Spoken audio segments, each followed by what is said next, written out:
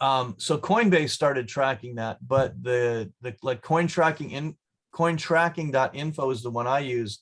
That's what they do, is they link to your exchange account, and then we'll pull all the transactions and take care of all the calculations. They also have an option, you can download a CSV file from the accounts and you could upload it to them as well. So they've really got it covered, hundreds of exchanges, 4 different methods of getting the data in there, that kind of thing. So that's what they do. All right, thank you. Yeah, sure. And welcome. So you got William, Frank, and a couple other new folks. Glad you could join us as well. Okay, so that's where, if you want to pick one of these strategies that somebody's been using and that kind of thing, and you can just run with it. If you want to do your own, you can just type it in here. Walter mentioned that just doing the Bitcoin, you could do Bitcoin against USDT. And so, for example, you can adjust this. We're looking at a 1 hour. You could look back at, say 6 hours grid, and it goes back to the beginning of September. So yeah, let's maybe look a little shorter here. Since here. So if you say, okay, it's been trading, well, actually here might be a more interesting one. And the whole technical aspects and all that, that's not my thing. I kind of just look at it and go, hey, looks like it's going to trade in this range. So I would say, all right, between 53,281, I would put 53,281 here. And then it looks like the high is about 55,819. And let's see that. And you put here how much you want to invest. And then here you put the number of grid levels, which is the number of lines between your limits that you're going to trade on. So obviously, the more grids you have, the more trades you're going to have. Although sometimes when you run these back tests, it's actually more profitable to do less grid lines, which I thought was interesting, because I figured that if you had more than, even a small little move, you'd still be able to make a trade. But that's something you can play with. So we'll show that. So yeah, just based on that, I'm going to hit back test, and it's showing me over. Yeah, let's look at the 7-day, just kind of in the middle there. So 1.92% gain based on if it would have traded. So it's looking here, the green circles are where it would have made a purchase, and then the red are where it sold. So you can see this first time here, it moved quite a bit. So you'd have a lot of activity there, then one here. Then we went actually a couple periods here where there's actually no trades, and then we got one, and this kind of thing. So once it buys, once it makes a buy on one line, it doesn't make another one until that one sells, type of thing. And it doesn't sell unless it's in profit. So if it goes down, so like if you bought here and then it went down, it's not going to sell that position. It's going to wait till it jumps up. Like maybe this was the sell of this buy, type of thing. So that's how that works. So let's look at the 1.92 just as a test at 10 grid levels.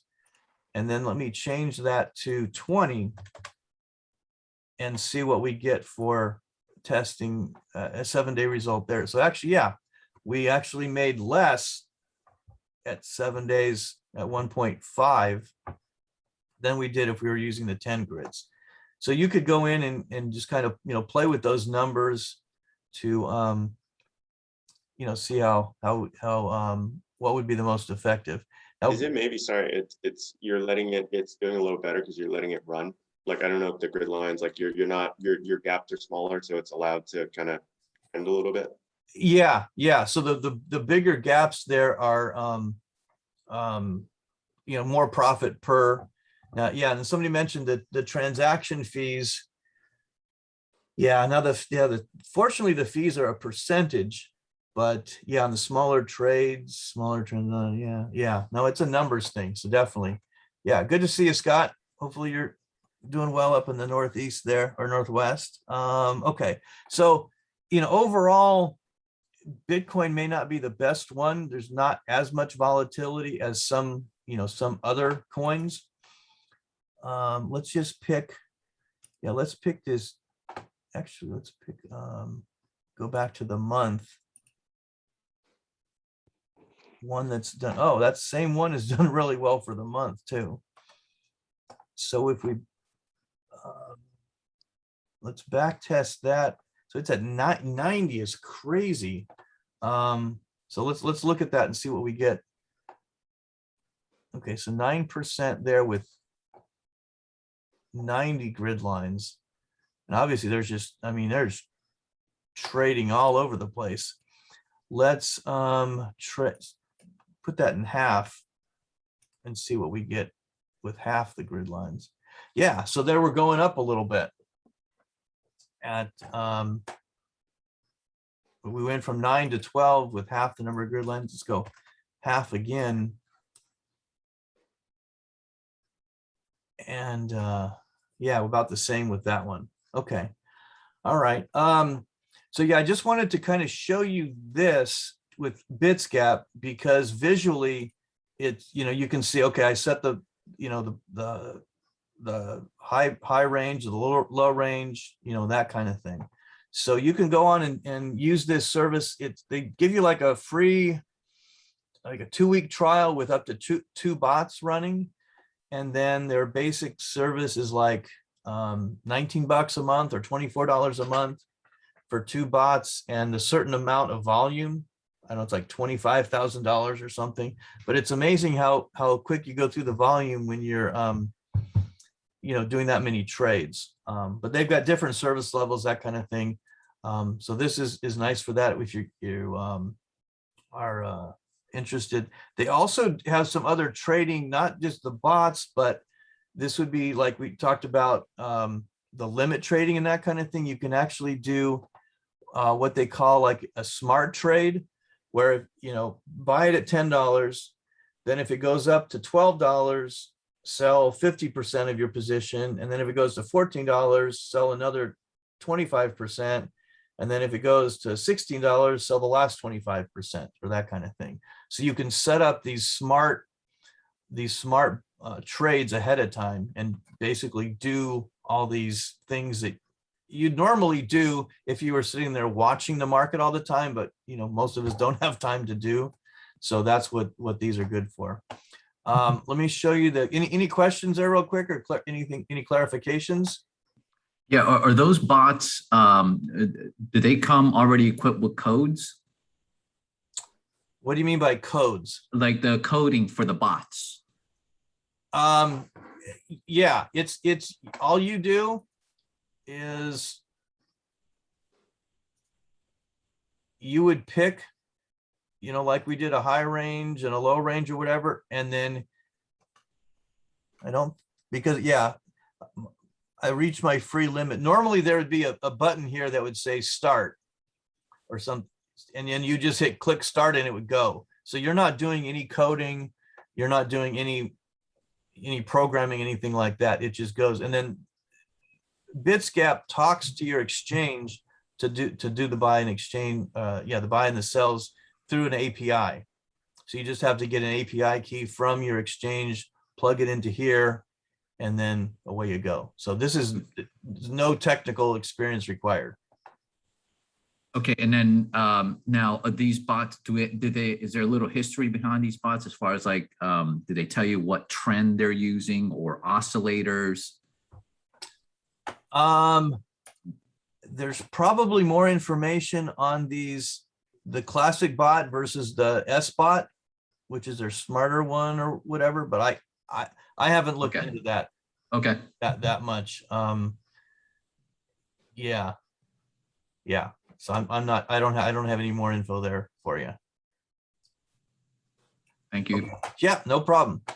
Let me show you Kucoin real quick. And I do this because KuCoin has the bots built into their exchange, built into their platform. So if you sign up for a KuCoin account, this is already there. You don't even have to connect, like Bitsgap, that kind of thing. So you'd go up here under trade, you click trading bot down here. And I've always used this spot grid, which you can see how many, oh yeah, number of bots that are being used. There's 3 million people using bots using that strategy and less using the other one. So say create bot.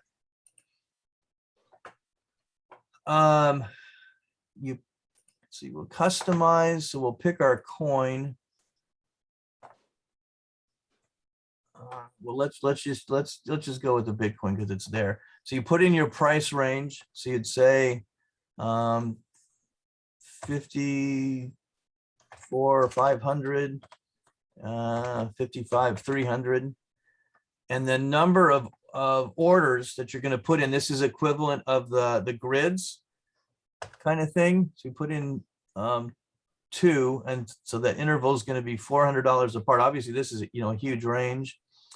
And then you put in how much investment you want to do and hit create, and then it would go. So this, after seeing Bitsgap and all the features and little things there, this is a lot simpler here. You can go in once it starts and put in a limits and a stop and that kind of thing. I think, oh yeah, here we go. Brad, Go ahead. yeah, one thing that's really useful about like KuCoin is copy trade. So if you're following somebody who's interested in something specific, and I haven't done this, but you're supposed to be able to go and choose their bot, and when they trade, you trade. Okay. So that's a way to stay in line with somebody else. Now, I know there are other places that do this that are pretty big time. I have not heard of Bitsgap, and I'm looking at them now, but the big name in this world is 3 commas. That's their name. The number 3 and commas. And those guys are have the most tools and a very broad range of capability, but I do believe they're fairly expensive. Okay. So I'm at that market just on price. So I'm interested in the KuCoin and Bitsgap because the costs associated with it are lower. Right. So we're just getting started. Yeah. So you can put all the stop limit stuff in, down here. Where that copy trade, do you know? Now, I'm not familiar. I was talking to somebody about this just a few weeks ago, and they were saying they were doing copy trading. And then we started talking about the KuCoin bots. So I could ask and get back to you, or I could go find out where exactly that's happening if it's not here, but I thought it was, he said it was on KuCoin. Okay. Yeah, and that would be a great thing. Even if you look here, there's a place in here where you can look and use other people's bots. And I believe that's where right here. Trading. Over. Is this? I'm not, your screen's not big enough on my phone. Oh, okay. Yeah, no, I'm seeing people over here. Yeah.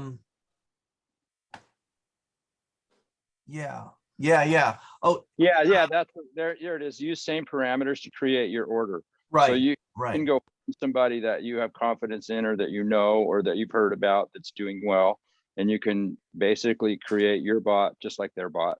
Yeah. Actually their app is actually better than the website, which I found strange because, the screen is smaller and all that kind of stuff. But if you have the KuCoin app, this trading stuff, the bot stuff is actually a little more robust in their app. And I do remember seeing that now that you mentioned it, because it's a little more predominant in the app when you look at it. So absolutely. Yeah, that's something that you can follow on there. That's kind of nice when you don't know a lot about trading like this, that if you start getting in with someone and they're doing trading and they have a bot, they can tell you what their bot is and you can go and follow that. Or if you know somebody who's doing well, like if you look at that list, it looks like they're showing how much they're up on their trades. right? Yeah, So you could go chase a bot for a specific kind of asset and then see who's done really well and then do your back testing against that bot so you have some visibility. And then that's a good way to learn about how to do this without necessarily having to, you know, experiment with your own money. yeah. Well, the nice thing is you can start with, I think it's like as low as $50. Because I did that when I first saw the other people on the Kucoin in the app, and I saw it, I'm like, well, let me try that. And so I threw $50 at it, and after like 3 days, I was up like $17. You know, I was like, whoa, okay, let me just keep this running, kind of thing. That's 30%. Yeah, and that was, yeah, so definitely. But yeah, the it is more predominant on their app. So cool. Yeah, no, thanks for bringing that up, because I hadn't, I kind of forgot about that. It's been a while since I did that. So cool. Thank you. No praise. There's a lot going on in the bot world. Yeah, yeah. So yeah, let's jump over to one more and I have that on the in the spreadsheet here is Crypto Hopper. And this may be like the 3 commas kind of thing, but this is one where you can get a bot. Again, there's no programming. We're not talking about anything you've got to program or, you know, technical skills, that kind of thing. So what you do is they set you up with an automated bot, but then they have this marketplace where you can go and you can copy these bots or these traders. So for $39, you could copy this guy. And here he talks about what he does, why he does it, you know, those kinds of things. And this seems to be one of the bigger places that allows you to kind of mixes all these things, you know, together. The traders and then having the bots together. Like this guy, he's got 586 people paying him $30 a month. So that's some good money right there just in itself. So I imagine he's doing pretty well. Average holding time 12 hours. He's got a Telegram group, the whole thing. So it looks like he's supporting the folks pretty good too. Has anybody used Crypto Hopper? Okay, let's take a look at that 3 commas. Oh, did I spell commas right? Or is it? Let's search. Oh, .io. Okay. There we go. Smart terminal trading crypto bots. Plans. That's always the question. What do they want? Oh, that's not too bad. Okay. Yeah, this is similar. This is in line with those other guys. Yeah. So one more thing to check. Let's put 3 commas into the spreadsheet here on there. Okay. Good. Let's see who else has been doing any of these activities. Let's hear from you guys a little bit.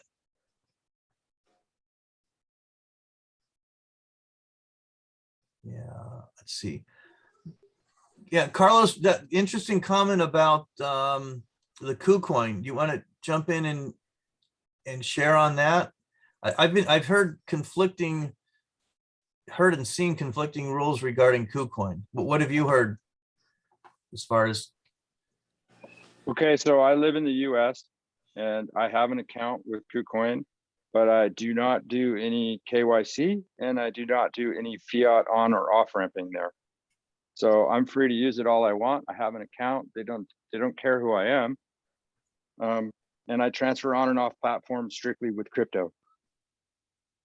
Okay, and I've had similar experiences, and I haven't had to do KYC with them. Now, granted, I set up an account with them probably back in 2017, but some of the other exchanges where I had an account from back then and gone back in, I've had to do additional KYC, like with Bittrex and that kind of thing. Okay, so yeah. I used an email address, but it's part of the notifications and the security and whatnot. And you might have heard that Kucoin was hacked a while back. and they lost something like $150 million or whatnot. But every person who lost funds was recompensated. They recovered 3/4 of the funds from the actual perpetrators through fast action. And they gained community support through transparency and used their insurance fund to pay everybody else back. So nobody lost any funds in that hack, and they now have the strongest security I've ever seen. They're very strict about whether or not you can get it off platform and whether or not you can do any real trading with it is extra security. And they're constantly asking me to up it.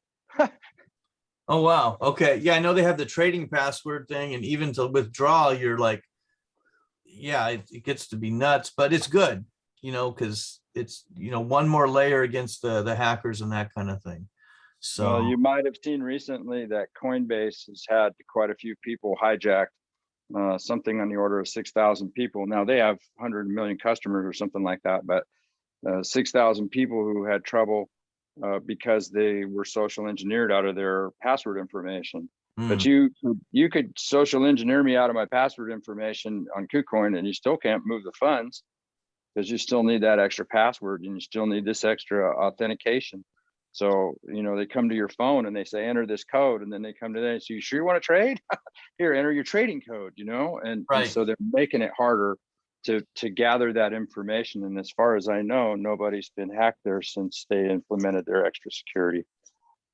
Okay, yeah, that's good. And so even though they had a problem, they did the right thing. They took care of people, and like you said, we're transparent about it. And so that should bring them up in the marketplace, because that's not always the way it works.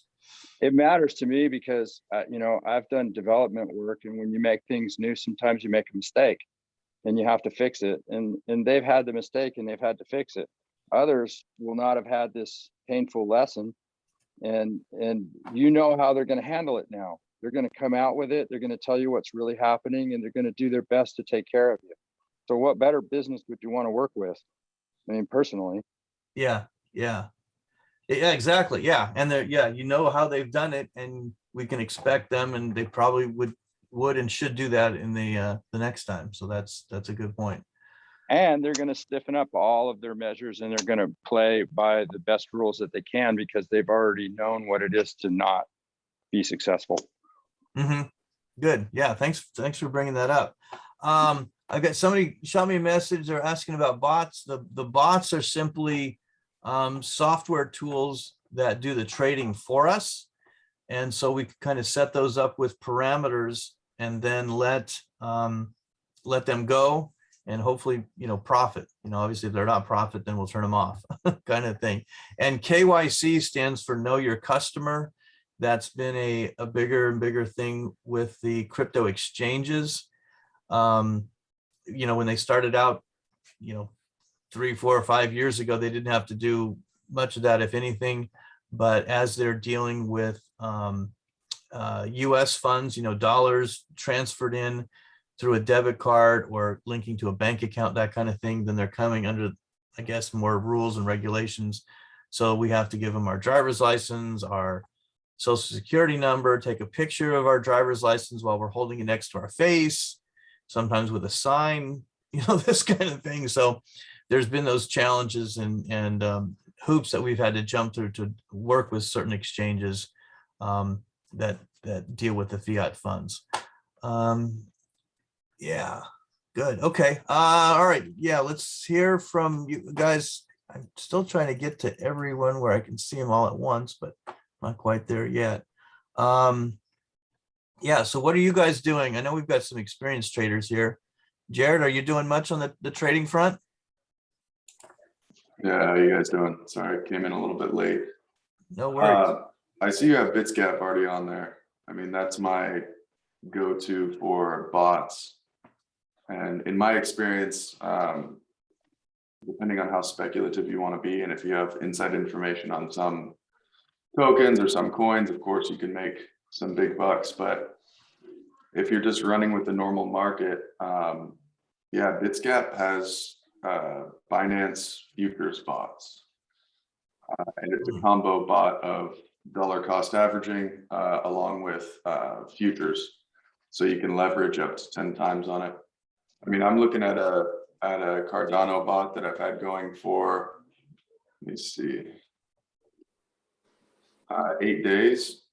It's at 51% profit right now on 8 days, and it's down 6% since I engaged the bot. So Cardano's been down 6%. Since I engaged it, so since I started it, Okay. meaning even though the market's gone down a little bit on that, we're still up. I put 2,000 in it originally. The position value is 27,000, and I've made 1,000 profit on it already. Cool. Okay. Really, BitsGap futures is, but you have to have some way to KYC on Binance. Oh, Binance.com. Mm-hmm. Mm. Yeah, Binance US is Binance.com has this whole kind of future system set up with BitsGap. Okay. When you Yeah. do the bots on BitsGap, generally how many days you let them run? Are you watching them, daily, multiple times a day? I mean, I'm kind of addicted to watching them, but you don't really have to. You just set up take profits. You have to have a whatever the premium level of subscription is. It's like $100 a month, I think, Okay. in order to take profit. But it's great because the market goes down, you dollar cost average in, and then you just wait until it hits your take profit. Eventually, it'll get there, and then Okay. by the time it does, I mean, I have 0 losses on my history at this point with these bots since middle of last month. These ones have all been running. Okay. Good. Okay. It's pretty solid. Yeah, it sounds like you've done more with them than I have, and the details and stuff, and yeah. So it's not just as easy as picking a couple limit points and hit and go. You got to keep up with them a little bit more, but that's good. Yeah, it depends. Yeah, just put a take profit. Just give yourself like a, okay, you want to make 20%, make 20%. Who cares if it goes higher than that? You made your money.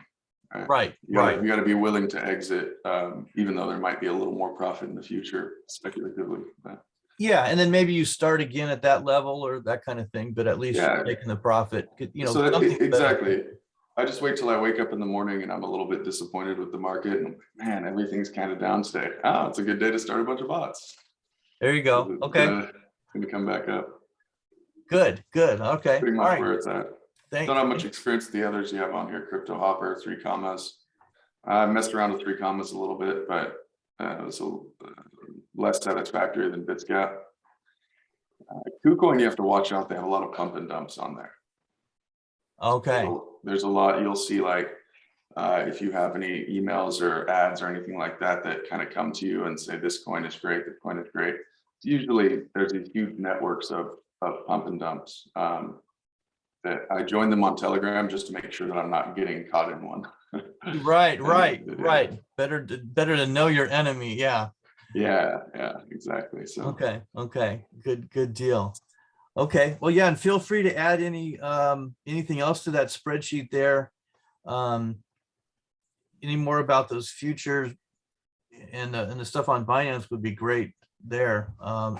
And Jazdep, I set you up. Sorry for the delay getting you access in there. You should be able to get in there now.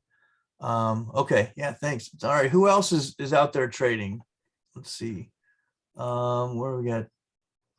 Let's see. Ramel, what are you doing on the trading front so far?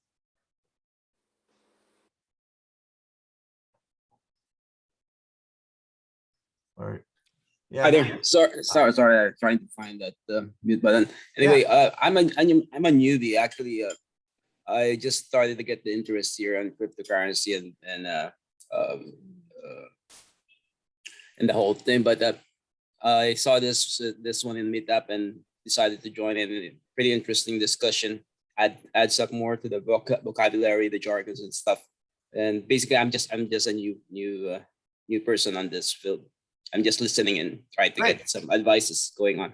Great. Well, welcome. And yeah, the vocabulary and the terms is definitely the first battle to figure out. So glad we could help with that. All right. That's a Yoshiko. Are you doing anything actively trading, or you've been using any of these tools or anything else? Hi there. No, I'm basically a hodler, but I wanted to see what's out there. I did follow someone back in 2017, and it was really hard. So I'm just basically here to get an update on how people are trading. Okay, okay. Yeah, and that's interesting. The hodling standpoint, some people have said, well, if you're sitting on that coin, you might as well take advantage of some of the price movements, up or down with one of these bots kind of thing. And if you're thinking you're going to hold it, a year, 2 years or whatever, you don't really care if it goes down in price because you're going to sit on it anyway. So you might as well, maybe dollar cost average in a little more after you sell some at a profit or whatever. So yeah, that's because we're used to putting money in the bank and getting an interest or dividends on stocks or something. It would be nice to be able to, earn something on the cryptos we're holding. There's staking and all that, but trading is, another way to do that too. So good. Good. All right. Let's see, Michael, what are you doing on the trading front? Well, primarily I've just been hodler myself since mid 2017. But I wanted to find out a little bit more about this bot trading. I primarily trade stocks and options and so forth, which is a different animal. But I'm very interested in these trading bots because I agree with you that there's lots of ups and downs. I mean, volatility is what crypto is really all about in terms of what we're discussing today. You have massive ups, massive downs, and there's excellent opportunities to trade. So right now I'm just learning from the rest of these cats. So just trying to find, what will work best. I kind of like this bits gap that you're talking about. Jared seems to have done pretty well on that. And I'd be interested to see, what's there. My main concern really is the tax implications, right? So, I don't know if you're going to work on that sometime, Brad. Maybe you have. Maybe that's upcoming. Is that the one that's upcoming in November? Absolutely. Yeah. Okay. And Yeah. and the idea was to talk about it before the end of the year. So if there's any strategies to put in place, we had time to do that. So absolutely, we'll be talking about that as well. I'm also very interested in that conversation. Excellent. Yeah. Yeah. I just want to know because I want to create something that's I'm going to hold, right? And but I want to create a trading account that I can actually, put money in and then have to worry about the taxes based on that only. Oh, I see. Compared to the other Right. things. I mean, there's some that I'm just going to hold. I mean, I've held since 2000, 3000, and all the way up to the 19, and then back down to the depths of hell in the 3000 range. And then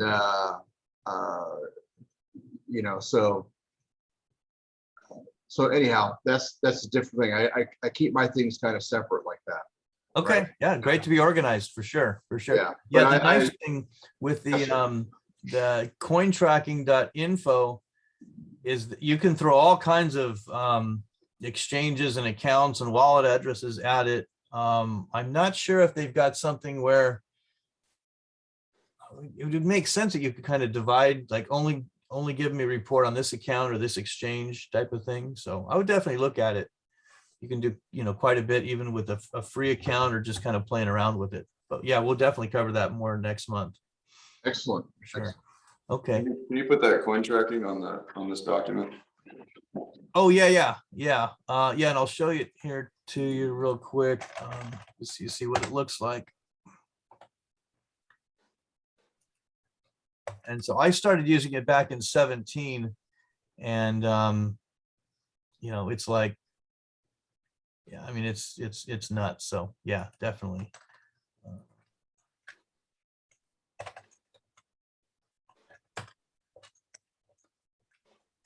Okay. Let's see, Scott, up in the Northwest there. What do you, I don't remember last time if we talked about trading. What are you doing on the trading front?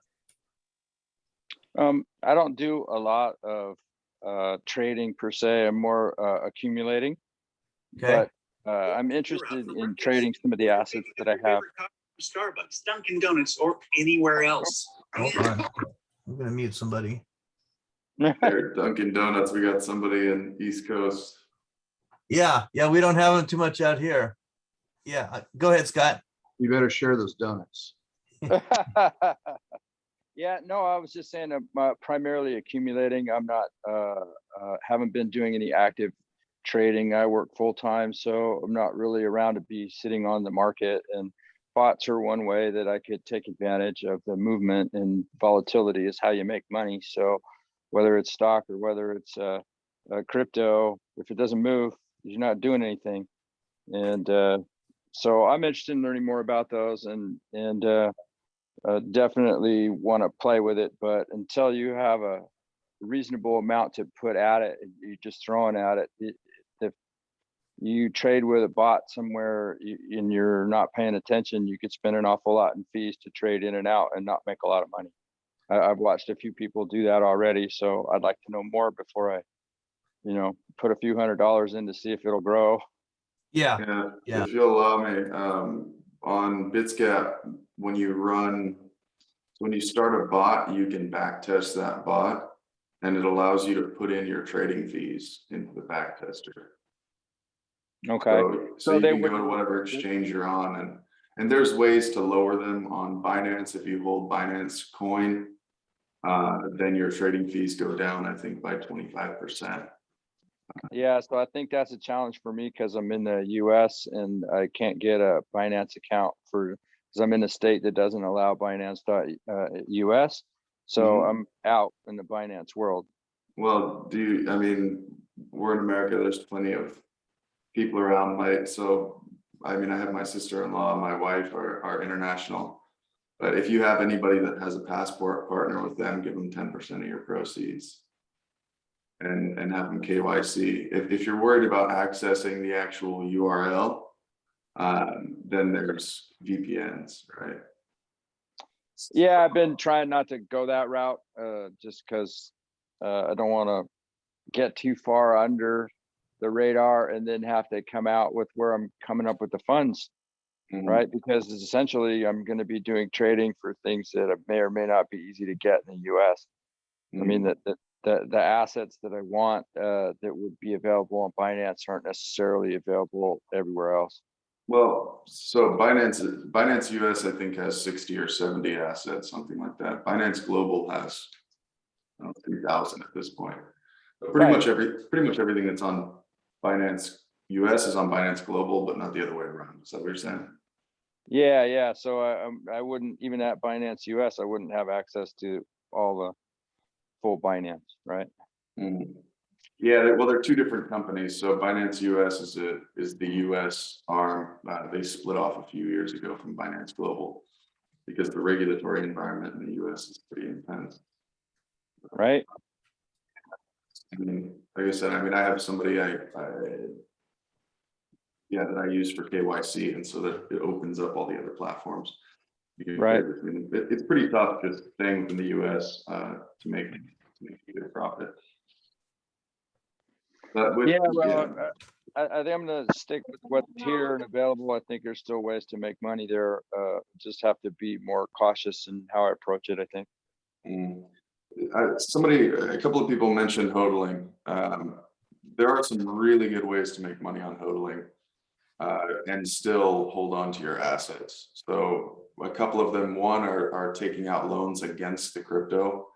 So if you're holding Bitcoin, take out a loan against it, get 70 or 80% loan to value on it, and then use that USDT or whatever you have to invest further and put yourself deeper in. That's one way. You don't spend your Bitcoin at all. When Bitcoin goes up, you can use that profit to pay off the loan anyways. That's one. Two is Pancake Swap. I don't know if you guys are into that level of staking. Pancake Swap has anywhere from 10% all the way up to 300 or 400% APR staking farms. So that's a pretty good source. If you just want to hold on to it, then put it somewhere and put it to work. Stake it on a farm or even, Pancake Swap, you just stake the cake token itself, gets you 70% yield. But who owns the keys on that? On Pancake Swap? Yeah. I couldn't tell you. Well, your asset has to go into the pool if it's in a liquidity pool, and that's typically what Pancake Swap wants it for. This Yes, would they make have some certain, sense. why? You're afraid they're gonna run with it? Well, if I don't, if you don't own the keys, it's not yours. Hmm. You know, if somebody else owns the keys, then it could be theirs in an instant. And that's Yeah. what I mean, I understand the concept of what you're talking about, and I'm glad you brought up borrowing against Bitcoin. That was something I was going to ask Brad about, but I'd like to know a little bit more about that and who's doing that, and who's the safe one out there to do that with. But the pancaking, I mean, obviously 300-400% sounds wonderful. I mean, but I just worry, if they're going to own, if I have to send my Bitcoin to them, well, then, what recourse do I have? Mhm. So Good. from what I know about Pancake Swap is actually a platform running on a BSC called Binance Smart Chain. It's its own blockchain. So what's happening is when you transfer your Bitcoin to BSC, and then you have a wrapped version of your Bitcoin on that blockchain, and you use that wrapped Bitcoin and stake into Pancake Swap in various forms. And what you're doing is you're sending that wrapped coin into a smart contract, which is code running on that blockchain. Well, the risk for that is, that smart contract could get exploited. So someone hack it and install all those wrapped Bitcoin, and then they convert back to Bitcoin, and then your Bitcoin would be lost. So that's one of them. Also, the owners or the founders or the developers of that protocol or platform have some sort of, higher power. You have to dig into exactly what they have. They could also steal your Bitcoin. So those are the risks. The common risks come with using a DeFi protocol. They call those decentralized finance platforms.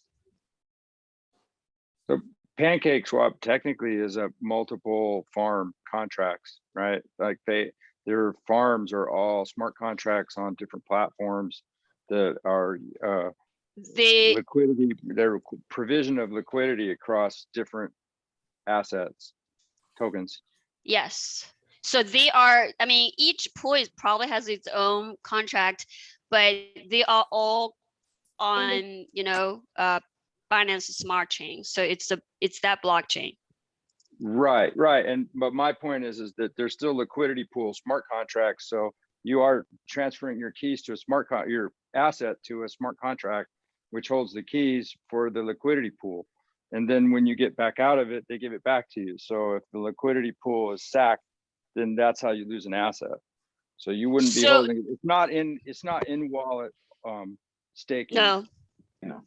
It's in, and no one holds the private key for a contract. So contracts are like code on the blockchain, so no one holds it, but because it's code, people can exploit it if the code is not safe enough, So, but to the same concerns.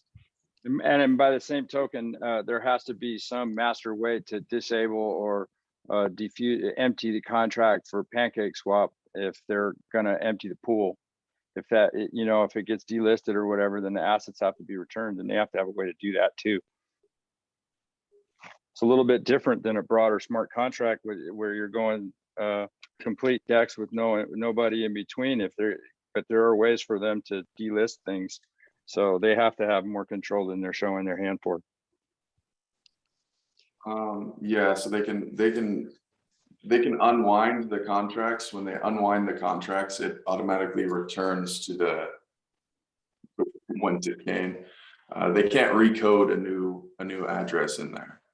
Right. It unwinds. So, and it's a two-step with Pancake Swap. Like so you trade your assets in Pancake Swap for LP tokens, for liquidity protocol tokens. And so you're contracted in, your assets are combined into a liquidity protocol token. That token, they can't trade it out for you or trade it back in. You have to sign it with your private key in order to in order to unwind that. But then taking that liquidity protocol token, which is already making you money, providing liquidity on the platform, you take that and you put it into a farm, which is another layer of smart contract, where you get additional gains from the farm side. So Gotcha. there's kind of layers there. The farm can be can come down, and if that farm is disbanded, I don't know what you want to call it, those contracts automatically unwind to your LP, but then your LP can't automatically unwind back without signing it. Have you done the pancakes, Jared, yourself? Yeah, I just transitioned into Pancake Swap about a month ago, just to start getting some of these yields. But yeah, I have quite a bit on Pancake Swap. What kind of rate are you getting, if you don't mind asking? If you don't mind. About 150% per year yield right now. Okay. Is what it's coming out to. It depends on how technical you get with it. So you can use their kind of advertised farms and then trade in those, or get into those liquidity protocols. Those generally, like I said, are between like 12% for stable coins, all the way up to 150, 180% for more risky tokens or assets that are a little bit younger. Like Sheev or something? Even lower than that. So like they have quite a few, like Telos is one that's on there. There's a new one, CART, C-A-R-T, that's the biggest cryptoart.io. They're the biggest NFT platform for art in China and in Asia. So that's a really good one to be on right now. It pays very well, and it's a long-standing token. But also you can look at tokens that don't have a farm, and then you can check and see, okay, if I add liquidity to this platform, what does my daily, monthly, yearly yield look like? And I have one on there like that's going wild. It's going 2% a day yield. How much? 2% a day. 2%. 1.8% a day, that's really intense. Is it on Pancake? Yeah, it's on Pancake. What platform are you doing these things on? So that's on Pancake. So go to liquidity. Oh, Pancake. Okay, Pancake. Yeah, click on liquidity to the right, go back to trade. Yeah, and go liquidity. So you can add, and then add liquidity. So you can take any two tokens that exist on Binance Smart Chain and put them on there. And then this will tell you what percentage of the total liquidity pool you are, and you will make 17% or 0.17% of all transactions on their platform go to liquidity holders, liquidity providers. So for example, just put BNB. Let's just grab another random one. You got SafeMoon right there. There you go. Let's play with that. And then put 10 BNB and let's see what comes up. So you would be 0.02% of the total pool. See that at the bottom? Yeah. So you'd make 0.02% of 0.17% of all transactions on their platform. Under that pair. And right.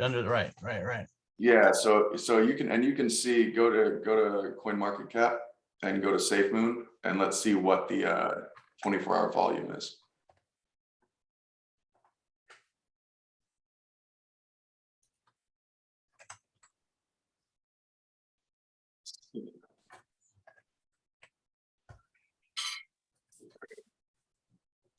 Yeah, and then click on market down next to overview there. Yeah. So here, the volume right here, yeah. 3 million. So take that and use your calculator, multiply that by 0.17%, and you'll see what liquidity providers on Pancake Swap make for that pair in general. And my process here. Let me see. I'll do it here. 33.2032 times 0.0017. So there's $5,600 being paid out to liquidity providers every 24 hours, right? And it's not paid every 24 hours, it's paid every transaction. But so now if you were 0.02% of that pool of $5,600, so then that we would multiply that by 0.02%, you'd get $1.12 per 10 Binance coins. So if you put in the 4,500 bucks. Yeah. Yeah, so it's pretty good. I mean, that's kind of, and you can go through and find really with any token that exists, you can go through that process. It doesn't have to be just the pools that show on Pancake. You'll make liquidity on that. Yeah, we've talked about the farms and stuff a little bit in the past. And yeah, it is risky. You don't want to put all your funds there, but at least Pancake Swap is the big boy on the Binance Smart Chain. So hopefully that's a little more reassuring than some of these small guys. So you definitely want to don't want to dabble too much with the small ones.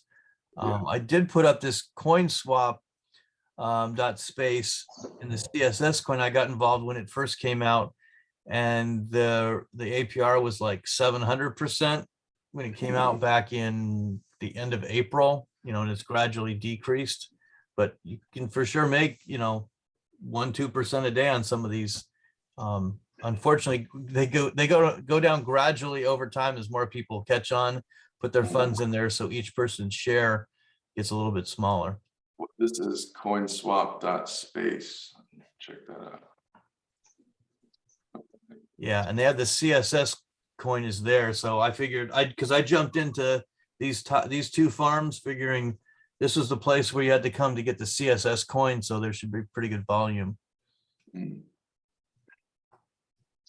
I'll definitely check it out. Go to the I'll play around with that. Yeah, right now I'm in Pancake Swap pretty deep. Yeah, so then if you do that liquidity staking and then you also go to a farm that's on there, go to earn and go to their farms. Yeah, so now if you do that liquidity staking process that we did, but with one of these pairs, you can then enable this contract and stake it in there. And then you get additional based on that farm. So you double earn when you do these farms. You're getting the actual liquidity earnings plus the farm earnings. So I'm curious, what are they actually doing to pay these fees? I mean, some of these are very high, 162.65. The other ones were 300-400%, so forth. I mean, what are they doing to generate that? They're trading right here. Okay. When you go to exchange BNB for cake, Yeah, that's what they're doing. I just wanted to make sure. I mean, that's what I figured they were doing, but I just wanted to know, was there something, that I wasn't seeing? You just in crypto, you got to always ask. Absolutely. No, great question. And Brett, I want to add one more thing. So I think it's very important to understand the risk here. So being a liquidity provider, for example, for BNB and the SafeMoon token, what you're essentially suffering is impermanent loss. If one coin goes to zero, not only you lost that coin, you also lost the other coin you put in. And they're 50-50 when you put in. For example, if you put 100 BNB in and 100 SafeMoon in, and SafeMoon goes to zero or close to zero, not only you lost that 100 of SafeMoon, you also lost 100 of BNB. So that is a very big risk for smaller coins, like Jared said. Another thing about the APY is if you actually go to the liquidity tab and search, go to the pools tab, I believe. Yeah, that's where I was going before. Yeah. Yeah, and search, let's see, some more stable coins, maybe like ETH. Yes, they have a wrapped version. I mean, if there's a like BUSD would be a good one. But BSD is used a lot for maybe you need to get capitalized. No. ET. I think I get what you're looking for. Go to sort by, delete that, sort by APY, and then go to the bottom of the list. You'll see the more stable ones go all the way down. So the stable ones, APY is around 20% and less. Bitcoin is only 6%, right? So there is a reason, some of them higher, some of them lower. And the APY is actually consists of two things. One is the actual trading fee, which is a smaller portion. Sometimes it's so small compared to the actual APY you're getting. And the main one is usually from a third token that they award you by providing liquidity. And who awards you? It's usually the founders of those protocols award you to provide liquidity so their users or other people can trade. And it's, if the project is not legit, it's kind of a pyramid scheme. You know, they sort of lure people in to provide liquidity. Sometimes those founders dump themselves. Sometimes, you know, whales dump. It's very risky. I think everyone should definitely look into all the risks before you start being too attracted to the APYs and know exactly what you're doing.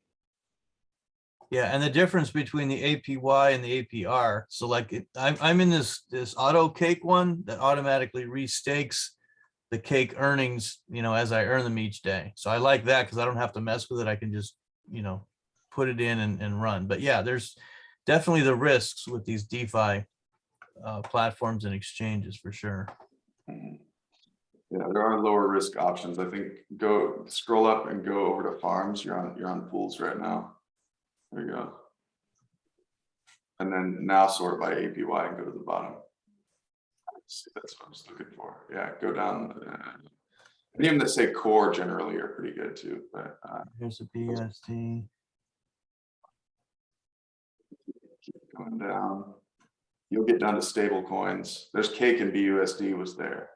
It's a stable coin paired with Cake. Yeah, that would make sense. Cake BNB is interesting. The problem with Cake BNB is the asset always grows. Cake is an inflationary asset, so it tends to stay stable. So you'll get, she's talking about impermanent losses. When one goes up, the other goes down, or when they don't go up together or down together, then you get arbitraged out of a little bit of your There's profit. your ETH right there. Right. Cast it. Right there. Oh, here There we you go. So it's still 20% APR. And you can click on that little calculator icon. You can see what the APY is also. Put in $1,000. There you go. And then the details down at the bottom. Open up that. Yeah, there you go. So you can get a 10% on compounding it also. So if you keep reinvesting and keep compounding your recurrence. Right. And you still benefit from any rise that you have in your crypto, right? You're not trading one for the other. So Well, you get a little bit less. You get a little bit less because the impermanent loss happens. so when ETH price goes up, you get less ETH out. Mhm. When ETH price goes down, you get more ETH out. You get less USDC out.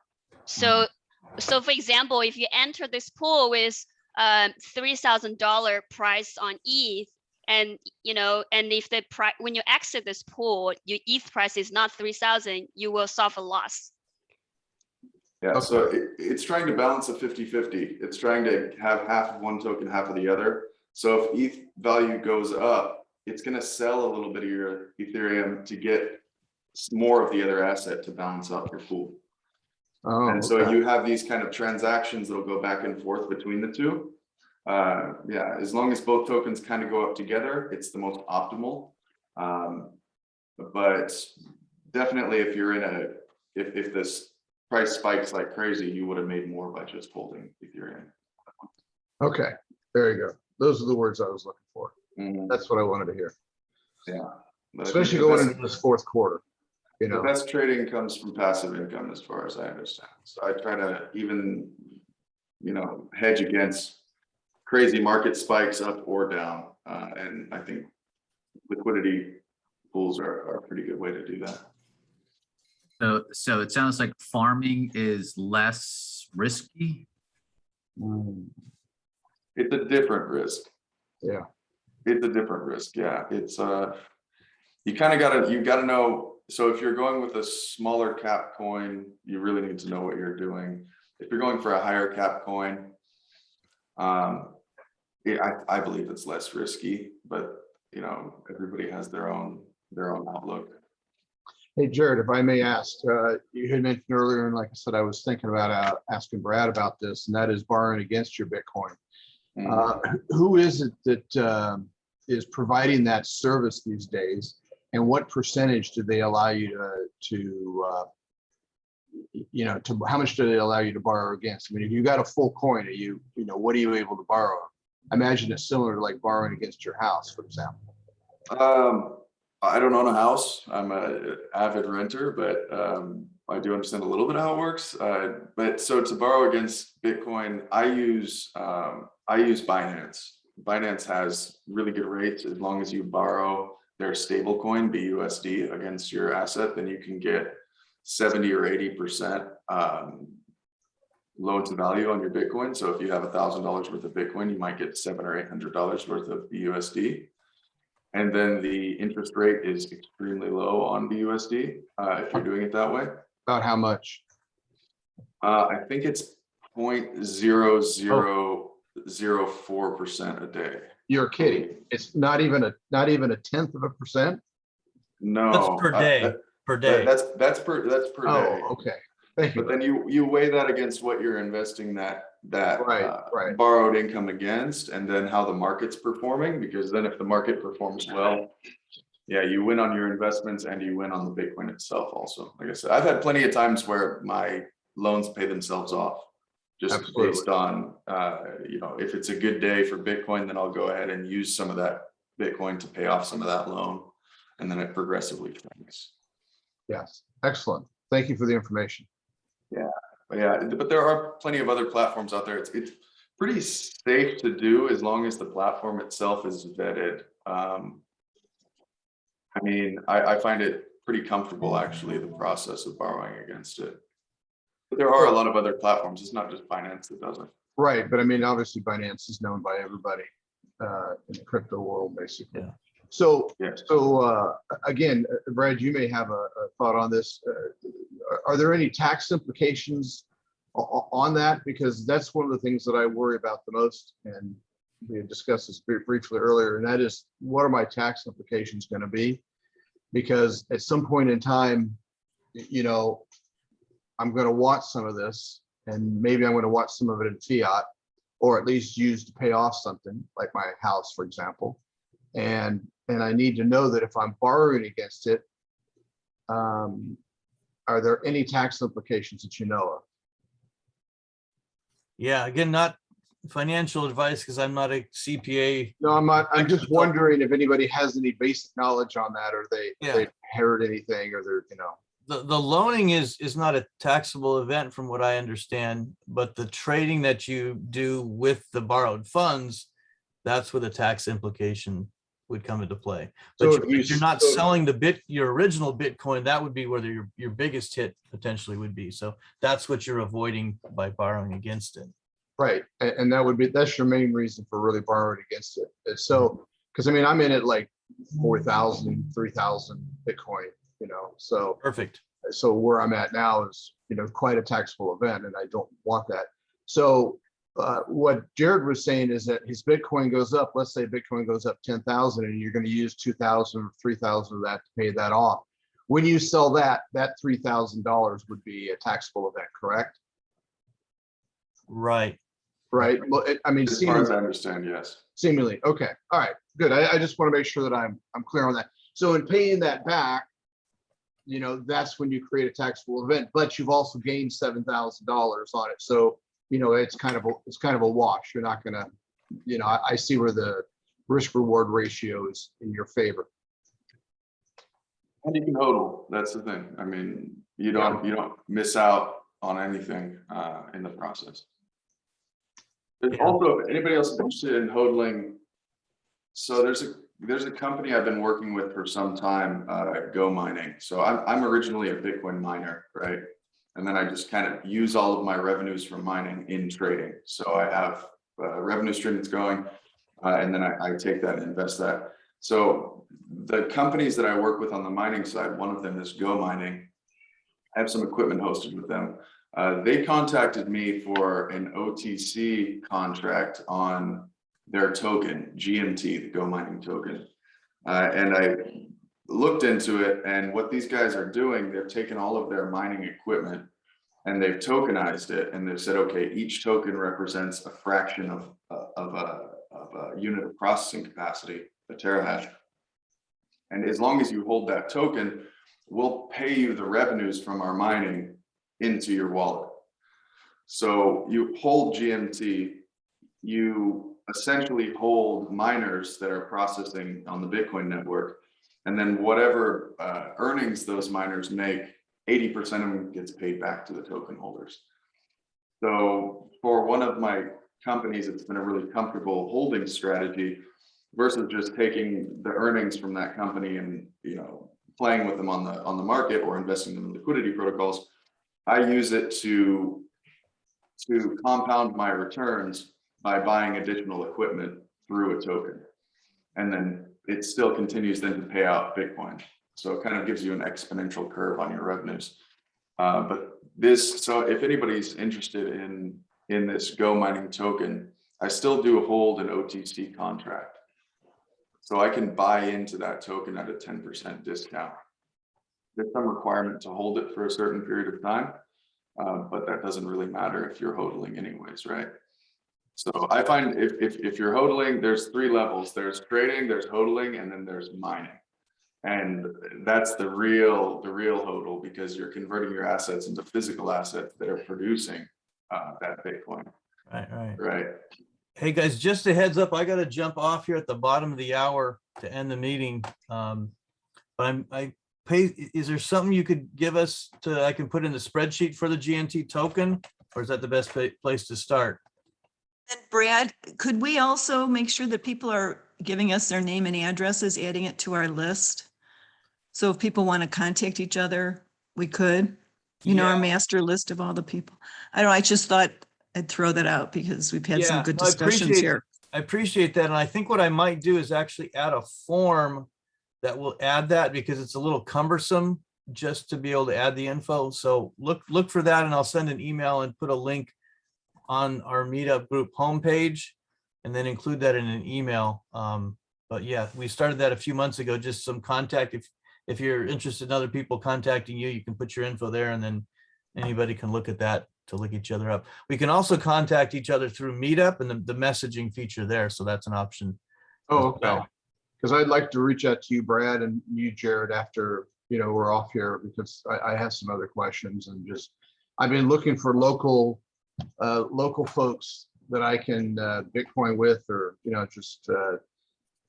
chat about crypto outside of the other place. Like, I do a lot of spaces on Twitter, and so I participate in a lot of that. So cool. And I'm putting my contact info in the chat here, and if anybody else wants to do that, they're welcome as well. But yeah, and I'll get this recording posted sometime later today, hopefully.